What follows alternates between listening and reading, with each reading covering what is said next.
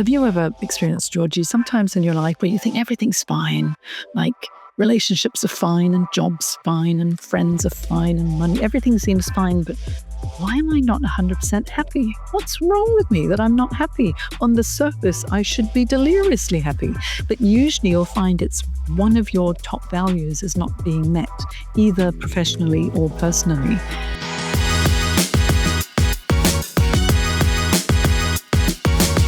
Jane, welcome to the Career Confidence Podcast today. I'm absolutely delighted to have you on. Can you give us a really quick, well, not even really quick, a snapshot, an overview into yourself, your background, and what brought you here today? So Jane, over to you. Oh, well, thank you so much, Georgie. It's lovely to be invited on your podcast, Career Confidence. That's what I'm all about. And it's been my career path for the past 24 years now. So that's quite a long time. I've been around a long, long time, and I've made many career changes, and I've had a lot of transitions in my life as well. But right now, I'm the author of Navigating Career Crossroads. Basically, it's the A to Z of making a career transition, a successful career transition. I'm also the host of Your Career podcast, where I provide lots of career advice and also interviews with fascinating professionals who've made interesting career changes, because sometimes you feel a little bit stuck in your career and you wonder, how did people do it? And so it's nice to share their stories as well. I'm on LinkedIn a great deal of my time because it works so well to market my business and also to support my clients too. So LinkedIn have named me a LinkedIn top voice for careers. I share a lot of content about careers as well. But I wasn't always so confident in my own business or my own career, because in the early days, I had absolutely no idea. And I've had quite an eclectic career path, career journey. I've made 5 country moves, which has required a career reinvention each time. And I grew up, my childhood home is Hong Kong, and I went to university in America. I've also lived in America, in San Francisco for a year before moving to London, and then to Singapore, to Sydney, back to Singapore, and then back to Sydney again. So multiple career changes because of the location moves, and not always because of choice. Some have been because of necessity as well. Some were by choice.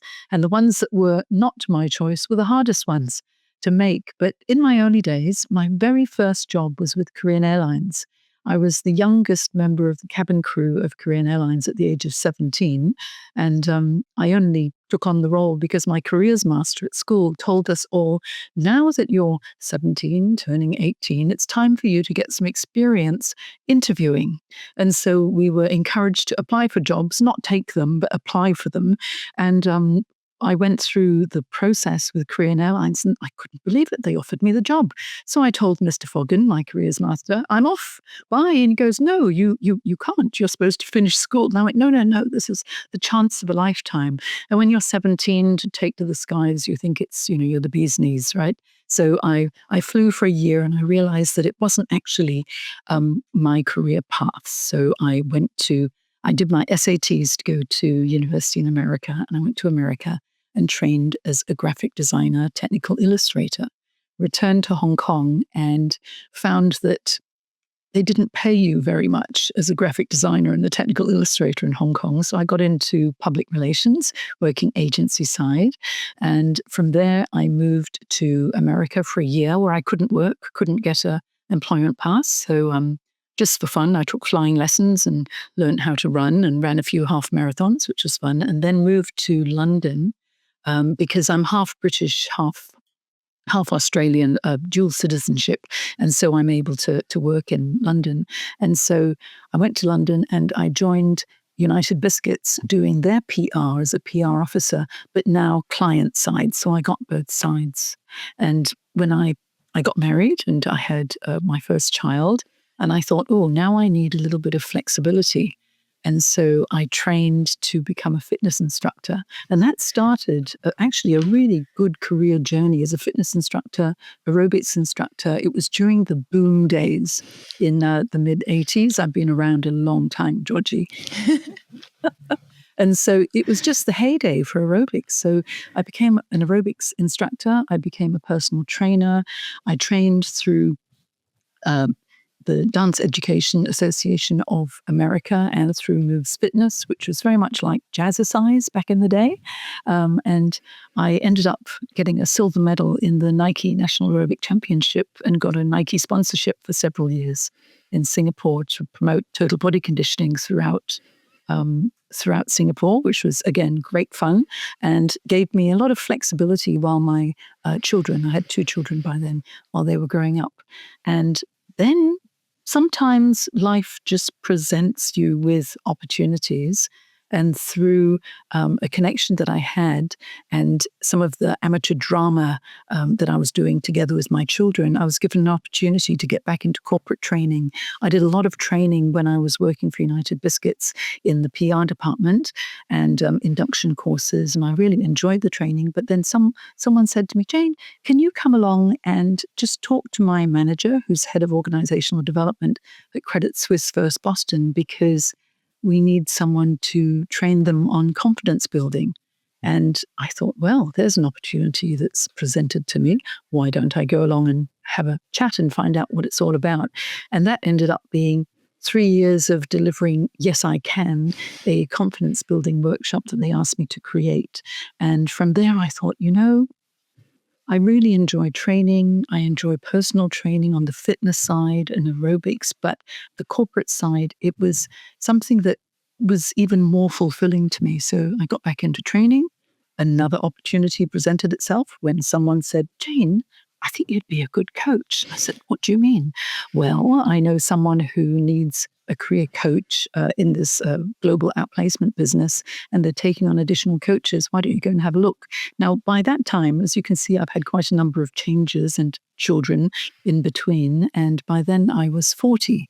And when I interviewed at the age of 40 for this career transition coach role, as I was going through the interview process, I thought, oh my goodness, this feels like the thing that I've been really looking for all of my life. And I clicked with my manager immediately during the interview process, and ended up being conversation more about values and what really drove us in our lives. And I landed that role.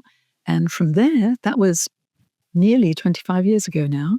And so I joined the Global Outplacement Organization. And over the years, I gained additional qualifications and certifications in coaching.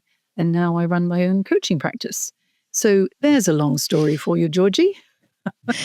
Well, thank you for sharing. I've actually got so many questions for you, because that's just an amazing story. So you've got, and also it illustrates and proves something I speak about a lot on this podcast, is that people often think that careers should be linear. Like, this is step 1, step 2, step 3, step 4 to get to where they want to be.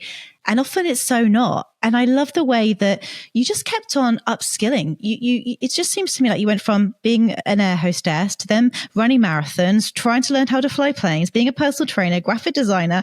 Like, you've done it all, coach. Like, it's so fascinating to me. And I think that sometimes people, I think they wait. They go, right, one day I'll have it all figured out and I know what I want to do. But what was really interesting, and I think that your story sort of makes sense to me here, is that when you were sort of a personal trainer, you learned to probably perform, you learned to talk to people, you learned to coach, because part of being a personal trainer is also coaching. So that was an element that you learned through personal training. And then I imagine you learned how to market yourself through being like a graphic designer and PR and learning all of that. So it almost made sense that you're sort of accumulating all these skills to then, when the opportunity really presented itself, you were ready for it. Is that kind of like a pattern you see when you're coaching your students, your career professionals, whatever you want to sort of call them? But what do you see holds people back from like making the decisions and taking these steps to get to the outcome that they may or may not know they even want? I think the biggest thing that holds people back is that they fear the unknown and they fear change, because, change is constant. So we may as well embrace it because it's inevitable. That's the only thing in our lives that we can guarantee, no matter how good or how bad something is, it is going to change. It's not ever going to stay the same. And so when an opportunity presents itself, sometimes people think, oh, not now, not yet, oh, not me, or I don't think I can do it. But I because of my own personal experiences as well, that if you are able to express yourself well and people get to know you, they get to like you, they trust that you can deliver as well, then you tend to find that opportunities do present themselves. And for me, I've been lucky, but also I work very, very hard. And so in each career that I've had, I've tried to be the best that I could be, not the best in the industry, because, that's a really hard ask, but just my own personal best, whether it's running or whether it's designing or whether it's creating a PR campaign or in anything. I just want to do the best that I can. And I've noticed that people do recognize that, because when someone says, oh, Jane, you did that well, I don't ever say, oh, it was nothing. I'll go, thank you so much. I worked so hard on that. And I'm really glad that you actually noticed. So go me. Okay. So sometimes you have to back yourself as well. But it hasn't always been a smooth path, because I've been quite confused a number of times, and some of the changes I've made have been very, very difficult. One of the changes I made was actually in my early 40s, and that was when I went through a divorce. And I was living in Singapore at the time, and I had teenage children. I have two beautiful daughters who are wonderful career women now themselves. But so I was going through this divorce. I knew I couldn't stay in Singapore because of the employment pass situation. And I managed to get a self-employment pass for 1 year, but it would only renew year on year. And I felt so insecure, thinking any year I could be asked to leave the country or not have the pass renewed. So I thought it would be better to move to Australia. So I uprooted my daughters, my mother, who was living with me at the time, and my mum. I'm from Hong Kong originally. My mum didn't speak English. She did not want to move to Australia, but we moved together with my cat as well, who was not happy either, because there's quarantine for a month. When you bring animals in. And I had to reinvent my career completely. At that time, I'd already started coaching. And so I knew I wanted to continue with that. But in Australia, I had no network. I didn't know anyone, and I wasn't sure how I was going to do it. Plus, of course, you had all the emotional turmoil of personal changes as well as another country change. But I managed to decide who my target was, who I needed to speak to, find people who would refer me to others to speak to them as well, just to keep expanding that network.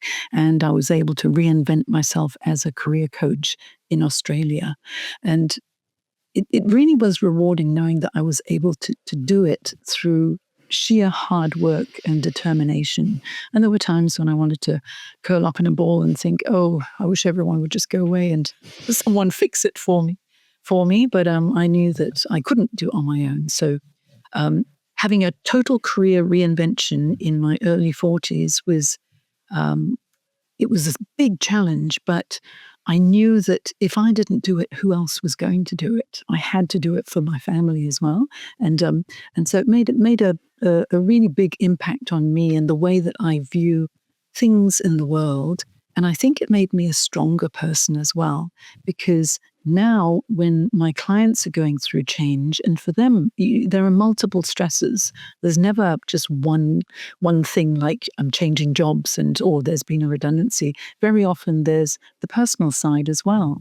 And I had one gentleman who came to me, and when I was talking to him, he shared that not only was there a redundancy, but his wife had recently passed away. He had two children, and his parents were aging and needed care. And so that poor man had so many stresses, one on top of the other. And through my own life experiences and transitions, we could really empathize with each other, and I was able to help to coach him through. So life experiences really give you those transferable skills to be able to use in your job, especially as a coach as well. There's so much power in that story. And I love diving into people's mindset. I think that this is honestly the foundation upon everything else is built upon. One thing I can hear in your story is you have a lot of adaptability and resilience. So I'd really love to understand maybe where that came from. If you could pinpoint if that's been created or if you've always had that and what you think is how we can all build it. But I just also want to just take a breath and hold space for that amazing transition, Jane. Like, that is huge. And I think that sometimes, unfortunately, we have to sort of wait for crisis for us to be pushed into doing something that maybe we wouldn't have ever done had that not have happened. And I think when you're in it, when you're in what I like to call the messy middle, everything can feel so intense and nothing feels like it's going right. But that's when I remind myself, this is where the growth is. This is where, when I'm over the bridge and I'm over the messy middle, I'll look back and go, with that hadn't have happened, I wouldn't be who I am today, with all this new skills and wisdom and knowledge to then apply to the working world, to my coaching clients, whatever that may be. And I think that there's so many people, especially right now with the rise of technology, that are going to find themselves in a very, very scary place. Unknown, unsure, stuck, being made redundant, losing their jobs. Like, we're not about to go for a period of life where things are going to get any easier. I'm constantly posting on LinkedIn, you need to upskill, you need to be ready. No one's coming to save you. You have to be in the driving seat of your own career. So talking about those skills of adaptability and resilience, have you always had them? Because your story is just incredible. And I want to hold space for it, because to go through divorce, to have children, to have your mother that speaks no English, to move from Singapore to Australia and start a business, that's massive. So talk to me. Have you always had it, or have you built it over time? I think it must be because of my early childhood experiences. And my father was from England, and he was a Cambridge scholar, so he was very academic, and he worked at the Hong Kong University. He was a deputy registrar at the Hong Kong University. My mother was just the most beautiful Chinese woman who didn't speak any English, and my father learnt how to read, write, and speak Chinese because of his work when he first moved from the UK to Malaysia. He was enamored by Asia after the Second World War, and he always wanted to go back. So he got a job with the Malayan Civil Service, and he got sent to Macau to learn Cantonese with a cohort of other civil servants who needed to learn local dialects that would be spoken in Malaysia. So that's how he met my mum.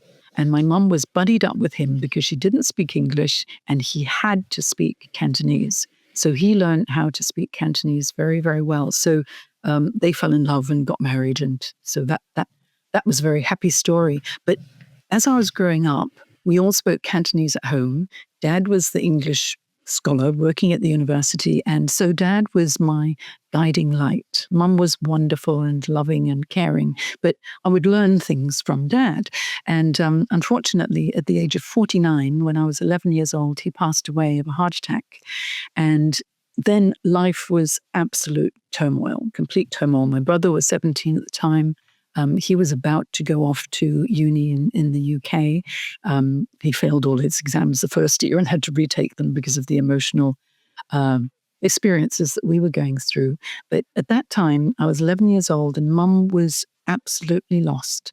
And I could speak English and I could speak Chinese and I could write English. And so what happened was we had to move out of the university compound and into an apartment in Hong Kong. But when my brother went off to the UK for university, I had to look after Mum basically because we had bills to pay, checks to write. Mum couldn't write English. So I was writing all the checks, doing the accounts. So I was only, 11, 12 years old at the time. And money was quite tight. So I took on tutoring when I got into high school, and I was very good at languages. At the time, can't remember any of my French now, but at the time, I was doing very well in French. So I was tutoring French and I was tutoring English language and literature, just for some extra money. And I found that, hey, I can earn a little bit of extra money and help out, and I can help Mum, and she's not on her own and she doesn't need to worry. But basically, Mum as I said, was a wonderful woman, but she did need looking after. And so I did. And I found that I grew up very fast, and I knew that I had to study and do well. And luckily, I'm a pretty good study. So I'll work hard, and I'm not naturally brilliant. I just work hard at it to make sure that I can get good grades. But when that opportunity at 17 to actually get this job with Korean Airlines came up, and as I said, my careers master was like, "No, Jane, you're not supposed to." I'm like, I'm going to earn really good money now, or what seemed like good money at the time. And so I went into my first step of my career because I didn't know any better. I didn't have a plan. And even though there was a careers master, he didn't know me and what would be right for me. So I think that's where the resilience comes from, Georgie. It's just, if things happen and you just have to get on with it. And you could say, woe is me, and, crumble in a heap. But I don't think that's a very good way of doing it. It's like, okay, here are my options.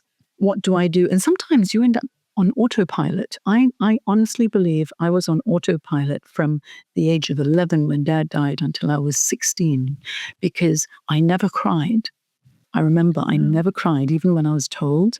But when I turned 16, suddenly I started a bit of introspection and thinking, oh my, what's happened to me the past 5 years?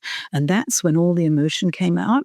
And I remember there was one evening when I just was so upset that I had to leave the house, and I went all the way to Repulse Bay Beach and sat on the beach and just sat there all night until the sun came up, just thinking and wishing that I'd cried earlier. And, you can't bottle up your emotions. If you feel upset about something, yes, you can get on with stuff, but you've got to also acknowledge what you're going through, because otherwise you could end up with lots of mental health issues.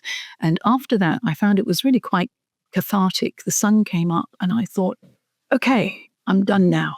I can now get on and continue to do what needs to be done. And so, I guess, thanks for that question, actually. It's making me think a little bit, Georgie, because I guess that's where the resilience came from, because I knew that, if I didn't do something, who would?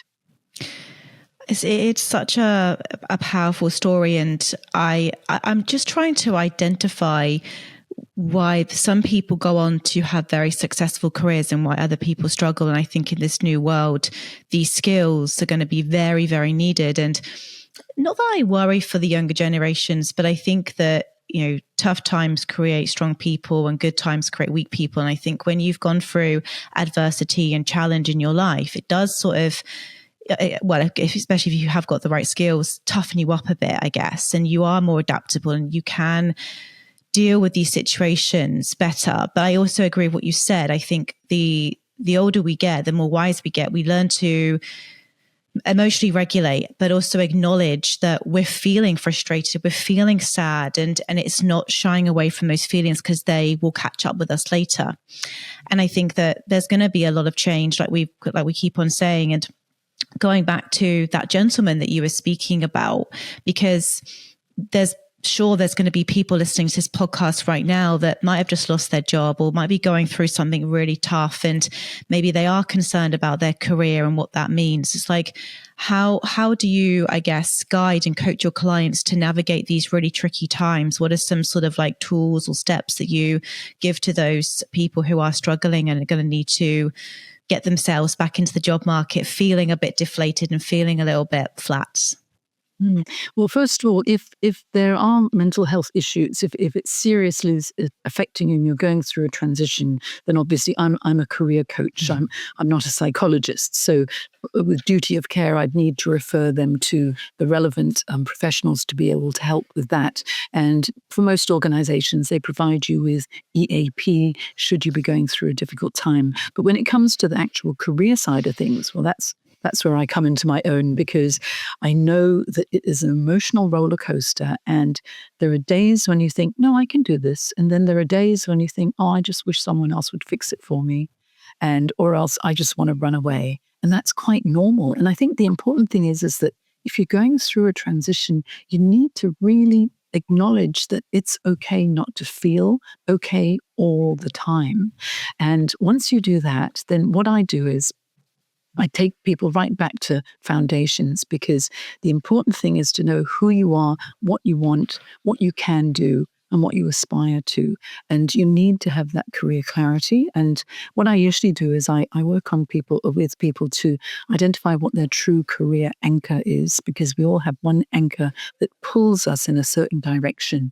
And if I'd known what my anchor was back in the day, I would have made some different career choices.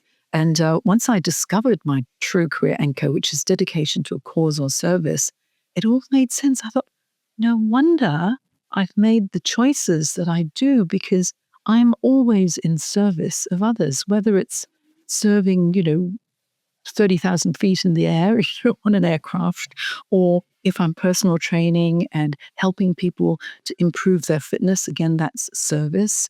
If I'm training, that's service. When I'm coaching, it's 100% service as well. So I'm now in a career where I'm doing exactly what is right for me. So for others, your career anchor could be general managerial anchor, technical functional, challenge, entrepreneurial, a range of anchors. But once you know what that is, then you can ask yourself, is the decision I'm about to make going to enable me to fulfill my anchor, or will it take me away from fulfilling that anchor?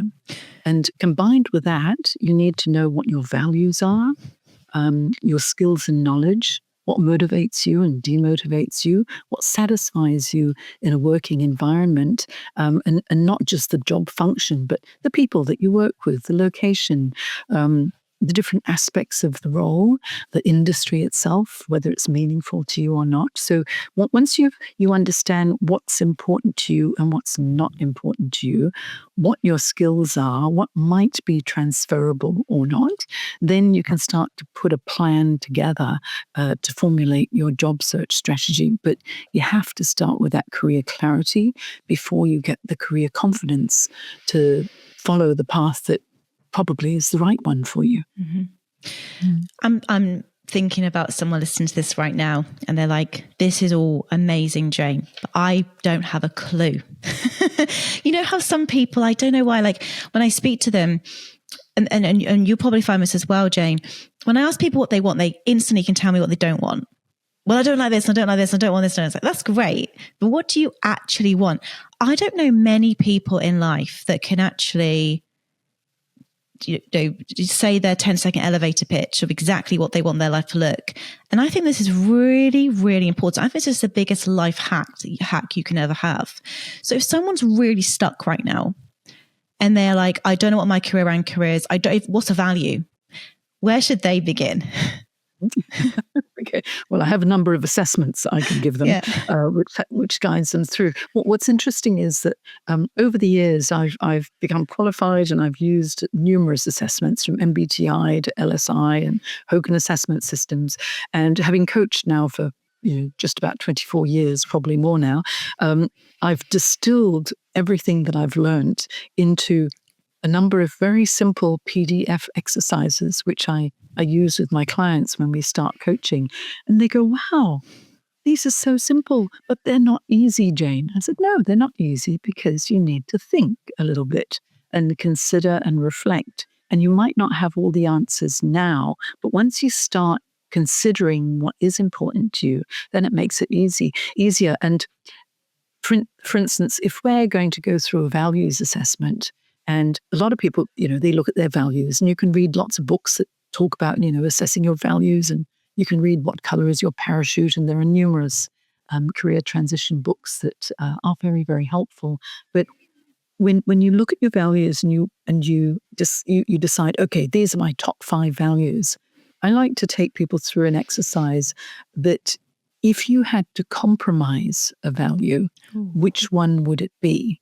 And then they have to really think seriously. And very often I'll get them to use a Post-it note, or several Post-it notes, and they'll lay out all their values in order of importance. And I'll go, oh, okay, well, if you had to compromise this one or that one, which would it be?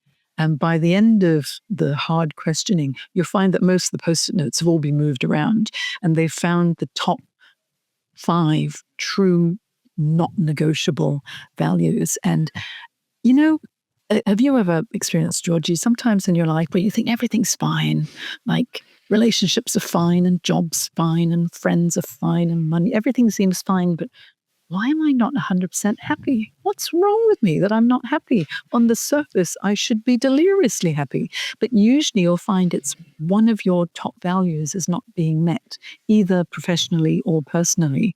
And because it's a top value, if it's not met, of course, there's going to be that discontent. And it's really interesting when you pinpoint which value is being compromised, because that's when you think, oh, yeah, this person said that or that happened. And I thought, oh, never mind. And I brushed it under the carpet. But as soon as you address it and you talk about it, you'll find that you'll feel a lot more empowered to think, no, next time I'm going to say, no, I'm not going to allow that to happen. And that helps. This is why the clarity helps with the confidence, because once you know what's important to you, then you can start to explore what might be the right environment or the right relationship as well. If you're going to talk personally as well as careers, what might be the right thing for you? Mm. Do you know one thing I've always struggled with? And I think values is something that I got really clear on many, many years ago. And I can relate to exactly what you just said there, Jane, where on the outside, I looked like I was crushing it. I was in a corporate role. I was earning fantastic money. I was in recruitment. I was the top salesperson. But inside, I was anxious, overwhelmed, burnt out, exhausted, wasn't sleeping, wasn't prioritizing my health. And health has now become my number one value because I know what it's like when it's not. So it was interesting when you said that. I thought, yeah, I know exactly what that feels like. But the thing that I still find myself conflicting with, and we could turn this into a coaching session, so feel free to roll with me on this, because and the reason I'm saying this, well, because I was at a gathering the other day with a number of friends, and my friend and I were having this same conversation, and then other women jumped in and was like, yeah, I feel like that's okay. I thought, okay, there's a pattern here. I sometimes feel like I've got two sides of me. One side is Georgie, who's very ambitious, who wants to have this podcast, sort of like the number one, who wants to grow a massive recruitment agency, who wants to, write a global best-selling book, and all these things I'm like really passionate about and really driven to. Then I have this other side of me, this free spirit, this Georgie that wants to walk on the beach, meditate, be in nature, dive in the ocean every day. And sometimes they go to battle with each other, because I feel this desire to go after my dreams, or maybe what I think of my dreams. That's a whole other topic in itself, I guess. But these ambitions that I have for my career, my business. But then I also have this free spirit who wants to ground herself in nature and be, just a bit more of a, float around a bit more. But the two sometimes collide, because sometimes when I look at my calendar, I go, well, where's the time for that, Georgie? And she sort of sometimes gets pushed to the side, and then I get exhausted and frustrated again. Have you seen that a lot in your coaching sessions? Like, is that common? Or yeah, I'd love to get your opinion on that. It's very common with the women that I coach, and I coach 50-50 men and women. And I think it's because as women, we want to prove ourselves so much, and sometimes it can be a little bit of a battle, and we want to be able to make our mark and, like plant that flag in the sand to say, this is what I stand for. This is who I am. This is what I can achieve. And I believe that there is a time and a place for everything. And, all of these things that you want to do, like write a best-selling novel and have your podcast, which I'm on. So thank you. It's such a honor to be on your podcast. It's lovely. And if it's the right time for you now, then now is the time, before all of the other things in life start to take over, to get it done. For me, I did things the other way around. I had children quite early. I was 26 when I had my first daughter, 28 when I had my second daughter, and my career kind of fit around the children, but my number one value is health, because I've had a number of health issues, and I'm now at the age where I have to be even more careful with my health. And And because I've had some major health issues in the past, I've realized that if I'm not healthy, I can't look after anybody else. So your health is the most important. If you're oscillating between, I want to do all of this, but I'm getting so burnt out, and that's why I want to go and have a barefoot walk along the beach. You sort of ask yourself, why am I being pulled in this direction and yet pulled in that direction? Is now the right time for one thing or the other? And it doesn't mean that you can't have it all. It just means maybe not yet. And if you've got that plan and you know that once I reach this, then I'll feel like, okay, I can start to take a little bit of a break. But I mean, even when you're working really hard at anything, you have to take regular breaks regardless. So just budget that into your diary every day for, a bit of meditation or breathing or look after yourself. That's important. But if now is the time for you to hit it and get that book written and do all of these things before you focus more on the personal side, then get it done. Because if you don't, you're always going to regret it. And I always think we need to live with no regrets. Ultimately, one of the things that's part of this career clarity pack that I work on with my clients is that the ultimate aim. What is your mission? What's the legacy that you would like to leave? What do you want to be known for? So, like Georgie Hubbard, who are you? You want to be a best-selling author, top podcast host, amazing recruitment consultant that's a global agency. And I didn't mention I was in recruitment for a year. And I have to say, it was because it was heavily sales focused. That's not me.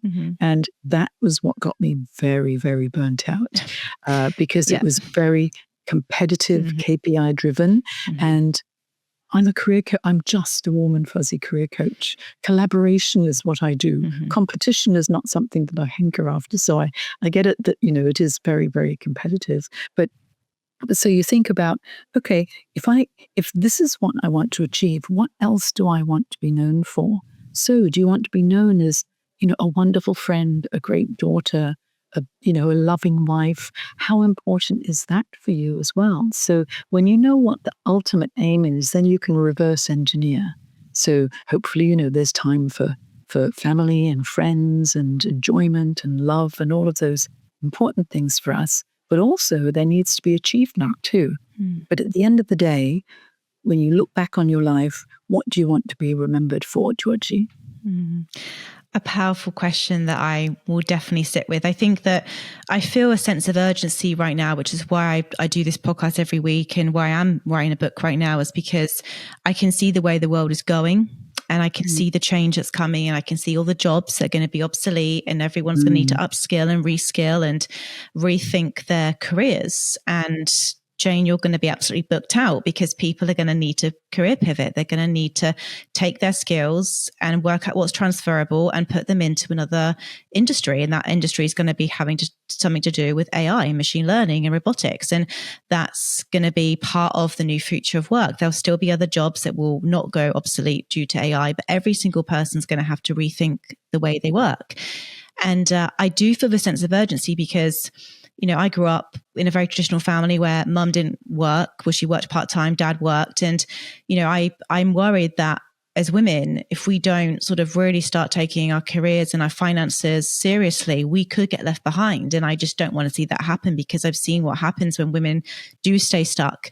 They don't have the financial means. They are in marriages that they're being controlled. And I don't want that to happen. So that's a real driving force for me right now so my legacy is to help as many women as I possibly can transition into well-paying jobs of the future so they can keep their financial freedom and independence, because that's something that I'm incredibly passionate about as a female and as a female founder as well. So that's probably where my legacy comes in. And then I guess, I'm now 37.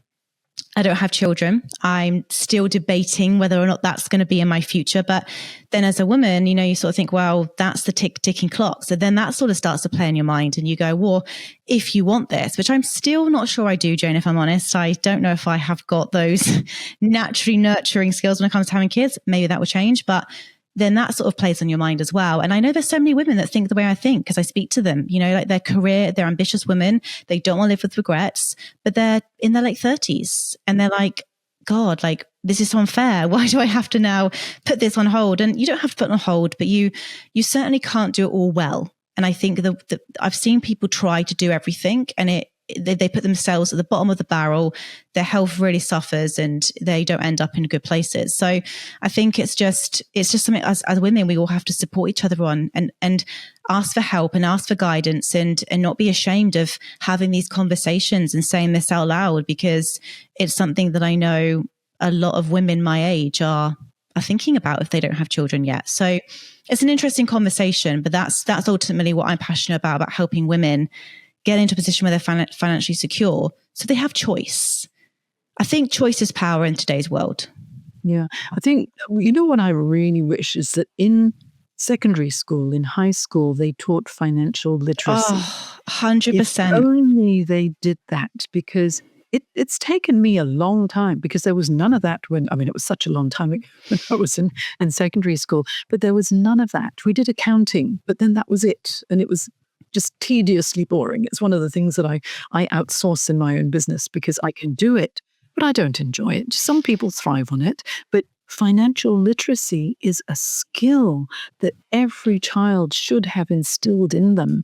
And, The Barefoot Investor, you've probably read that book, written by Scott Peck, is excellent. And he's got one that's for families to teach children from a young age how to be financially responsible as well, and delay gratification, save for this, then you'll have that later, which I think is a very important thing. But for women, that biological clock, my daughters are in their late 30s now themselves, and there's always this, my career, it's the family.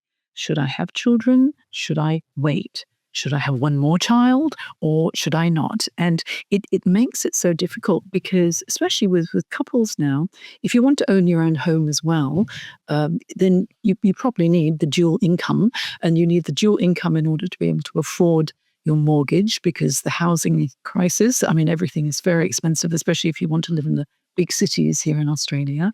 And so it's almost like, I want a family, but then I still need to work because I need to pay the mortgage, and there's so much to juggle. And I'm really glad that more and more women are voicing their concerns and are also supporting each other, because it's important to know that you're not alone when you're going through that process. And I know that when I was going through my divorce, because I was changing country and I didn't know a lot of people here at the time, it's really hard when you don't have someone to talk to who's done it, who's going through something similar to you, just so that you feel that you're not the only one. And I always encourage when I have a program called the Career Success Program, which is a membership program, and whenever we have our regular live Zoom coaching calls, because that's part of a component of the program, I always encourage everybody to connect with each other on LinkedIn, support each other, talk to each other in between coaching calls as well, because sometimes it's just that little bit of Dutch courage you get when you know that, someone else is struggling with the same thing that I'm feeling as well. And I think the community that you're building, Georgie, is very valuable, especially because you're working now with mid-career women, yes? Yeah, and I work with mid-career men and women, but very many of them are slightly more mature, and they're worried about ageism in the workplace now. And because I'm in my mid-60s, I'm thinking, ageism. It's a problem if you think that it's a problem, because there's always a way to reinvent so that you can still stay relevant. But 100% with AI and the changes, the number of people who are going through redundancies now because their jobs have been made redundant because of the technological changes, if we don't stay up to speed with what is changing, or at least be aware and understand why this is what businesses are adopting, we'll feel resentful, because it'll be like we're ostriches putting our heads in the sand. It's changing. You may as well embrace it. AI, I think, is a great tool for productivity, but don't use it as a crutch. Some people are now really using it as a crutch. I see too many AI generated posts on LinkedIn. You can tell when someone hasn't written something themselves. I think it's a bit sad, because I like individual creativity as well. But do use it as a tool. It'll save you a lot of time, but make sure that the creativity is still your own. And in fact, one of the, how there's a saying, you can't teach an old dog new tricks. Well, I'm always learning something new. Every year I try and get a new certification or learn something new. I've created my own GPT. So I've got Jane Career Coach GPT, and it's based on my book, Navigating Career Crossroads. And because I spent a year back in 2014 writing Navigating Career Crossroads, it's in its 3rd edition now. There's so much content in there that was basically a brain dump of everything I'd coached people on for many years, and getting the clarity and the job search strategies and negotiation, etc. The GPT taps into the knowledge that's in my book. And I thought, well, that's very nice, because people who, well, first of all, my mission is to make careers guidance accessible and affordable to everybody who needs it. That's what really drives me, why I wrote the book in the first place. And now with this GPT, that knowledge is there. People can just ask. And it brings me joy to know that someone is able to get assistance, so easily. They can either read the book or else they can tap into the GPT, and it's so easy. But then if they need that one-on-one support, and that emotional support and accountability to get to where they want to be, then there's the option of the one-on-one coaching or the career success program too. So it's like lots of different options, and I'm able to have these options because of technology. So technology is not something to be feared. Learn how to use it properly, and it will benefit you and your career as well. Perfectly said, Jane. And I love it. And just a side note as well. When you said, did you say you're 65? Yes. Oh my God. If people are watching this on video, Jane looks about 40, seriously. I need to look this little bit here. No, you look fabulous. You must have a soft filter on your camera. Oh, you look amazing. 65 years young. That's amazing. But look, you've touched upon something amazing as well, which is the career transitions. And this is just sort of what I really want to sort of like drive home and leave people with, because there are going to be a lot of people, career professionals, that are going to have to career pivot, change careers, right? So do you have any frameworks or any advice when we sort of look at our transferable skills? Is there a sort of a framework you use to help people identify them and then think, how can I apply this into a tech role or a new opportunity that could open up? Mm-hmm. Oh, absolutely. In my career clarity pack, this is one of the processes I take people through. You can do it on your own and get the pack on your own, or else through coaching, I guide them through it. But the number one thing is, first of all, identify your career anchor, because there is a pull. What I want is not for you to feel like you need to make a change because it's a push out of where you are and you're running away from something because you don't like it. It needs to be a pull towards a certain direction because it feels right for you. And knowing what your anchor is really makes that difference. Then assess, where are you at in your life right now? Now, you talked about all the different things that you want for yourself in your life, and you being pulled in this way and that way. Well, do a life inventory. This is part of what I do, is what's going on in your relationships, with your physical and mental health, with your finances, with your career, and also your physical environment. What is a tick okay? What is something that you might be tolerating about one of those 5 aspects in your life? So if you take an inventory, then you can see where you're at in your life right now, what's working, what's not working. And I'm still a work in progress. I go through the life inventory with my clients, and I'll go, oh, don't worry if you don't get 100% on everything, because we all have something else that we might be tolerating, that once you're made aware of it, then you can take action to do something about it. Then after that, we go into the career side. What are the values that drive you in your career? What are the satisfiers that are important to you with regard to the people you work with, the type of boss, the type of work environment, the industry, the company? What is satisfying and what is dissatisfying in each of the roles that you've had in your career so far, there will be a common thread. And when we find the common thread that's motivating, that starts to give you that little bit of insight into, this could work for me if I can replicate it elsewhere. And then, of course, what have you done that actually has made a positive difference at work? So I'm talking about your tangible accomplishments now. Did you save time, save money, streamline processes, mitigate risk, invent something new, recommend something, influence something? If there's anything that you've done that has had a positive outcome, jot those down as well, because then you'll know what it is that feels satisfying and is a benefit, and you can leverage that into the next role. I like to break down each accomplishment to identify what the transferable skills would be, and they're the human skills. It's the communication, the negotiation, the influence, your sense of humor, things like that make you a little bit different from everybody else, because looking for that unique selling proposition is such a challenge for most of us. We don't know, hey, I just did my job. I don't know what makes me special. And more often than not, what makes you special will probably be your attitude and the way that you approach things. So that's the process that I take people through. And once they've assessed all of that, and they also have identified where they want to ultimately be and be known for and remembered for at the end of their days, then they can start to plot the path forward. And sometimes it's never linear. That's one of the myths about careers. In the past, a job for in Japan, it was the salaryman mentality. You join a company and then you get promoted and promoted. The longer you work, you get more money, and then you retire. And then you drink lots of soju or something, okay? Or sake rather. But that's no longer a thing. There is no job for life, and most of us will have a portfolio career where we may make a bit of a change and a bit of a pivot.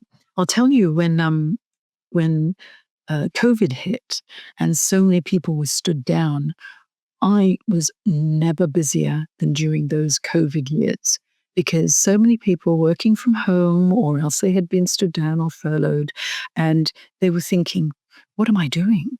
Why was I working there? I didn't even like it in the first place. It wasn't for me. And that's why I was so busy, because everyone was exploring and thinking about making that pivot, but they didn't know how. But the key is to find out what are the skills that you've got that really can be transferable into a different industry. Mm-hmm. So plan it step by step to get to the next stage. I really love how you've just broken that down. That's really powerful. And I think that it's really understanding, again, what have you achieved in your current role? What do also people say about you? Like, how would someone describe you? I think that's really key as well. And we're so quick, I think, to maybe judge ourselves too harshly. And actually, there's so many skills that we have. Like, we might be somebody that, like, maybe I was thinking about someone as you were speaking then about, and she didn't even know she did it, but she was always somebody that was so thoughtful. And anytime that there was like someone's birthday in the office, she was the one that went out and organized all of the cake and where we were going to go out for some drinks that evening. And it was just such a natural skill that she had. And anyway, I think she's gone on to like event planning or something. She got out of recruitment and she went and did something like that was like really in her wheelhouse. And she just loves it because she's really good at being organized, and she loves helping other people and bringing joy to others. And that was definitely a transferable skill. She never worked in event planning in her life, but she naturally had this ability just to sort of like want to make people feel special, was super organized. And that's not me. I forget people's birthdays all the time. I'm like, oh God, it's my mum's birthday today. Hi mum, happy birthday. So it's like, that wouldn't be for me. But, but then I think that, yeah, it's identifying what do you do naturally as well. And I think that it's so many people, I think, focus too much on the hard skills. Oh, I don't have a software engineering degree. I can't get into tech. It's like, that is just such a small part. And in recruitment, I keep getting asked for, Jane, more critical, I'm going to call them, skills than hard skills. businesses know they're going to have to upskill people. Businesses know they're not going to get the perfect resume coming through. They know they're going to have to offer people the opportunity to upskill, which is why they need people who are adaptable, why they need people who are resilient, why they need people who are growth minded and open to learning and curious. These are also the skills of the future, not just machine learning, algorithms, robotics, AI. Yes, that's the hard skills, and I highly recommend people go and have a play around with the tools that are out there. But we need to focus more on all of our human skills, and these are the skills that most companies in the future are really going to be focused on when they're interviewing somebody. And I keep on telling people who listen to the podcast and all of the amazing people I speak to daily in recruitment, don't neglect these skills because they're absolutely critical in the future of work. So thank you for breaking that down, because we all have transferable skills that are needed in the future of work. But Jane, final question. I think we've covered a lot of ground today, and I'm going to have you back on, by the way, because I do feel like there's so much more I can speak to you about. And like I said, as the world speeds up and more people are going to have to career pivot, we'll maybe just do a whole episode on that in itself. But is there anything we haven't spoken about today that you think is really important that, you know, mid-level career professionals know, think about, ponder over before we close out today's episode? I think self-belief is very, very important, because when you doubt yourself, you're going to hesitate. And when you hesitate, you will feel uncertain and unsure of yourself. And you'll start to get that little monkey brain going, no, you can't, no, you can't. Or that little fellow sits on your shoulder, you know, the self-limiting belief. Saying, oh, you're not going to be able to do it, you're going to fail, all of those terrible little voices in our head. So the important thing is, and I always tell this to my client, is self-limiting belief. Most people have got the self-limiting belief sitting on their shoulder, and they allow that belief to keep talking to them. You've got to knock it off your shoulder and say, go away, I'm going to give it a go. Because inertia is just, it breeds more inertia, doesn't it? The only thing that's going to move you forward is action. So think about, what is the one little thing that you can do that's going to be positive today? Is it to write down a positive affirmation?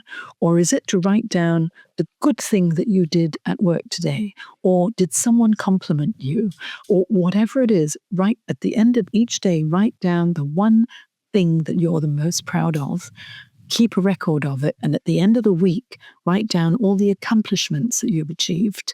Because if you keep a little brag book as such, then when you need it, you can use it to put into your resume. Too many people still have a responsibility-based resume rather than an accomplishment-based resume. And just working on your resume, it's a huge confidence booster if you identify the problems you encountered, what you did, what actions you took in order to overcome those problems, and what was the result. Once you know that, you can create a bullet point for your resume, and it gives you talking points when they ask you behavioral questions. A little bit of self-reflection will help you to build your self-belief. And if you find you can't do it on your own, then get help from, people like Georgie or like me, or a really good friend who believes in you. Solid advice, Jane. Thank you so much. Where can I send people to find out more about you, grab your book, and and hopefully sort of access your coaching program? So where can I send them, Jane? Just to janejacksoncoach.com, or else you can Google me, Jane Jackson Career Coach. You'll find me. I tend to pop up all over the place. And LinkedIn is a really good place. Reach out and connect with me on LinkedIn. I have my Your Career newsletter, as well as the Your Career podcast with Jane Jackson. And you can listen to any of the advice and interviews. And actually, Georgie, I should have you on my podcast too. So there you go. I think we've got plenty to share. We have. Let's make it happen. Jane, thank you so much. It's been a pleasure. Okay. Thank you for inviting me.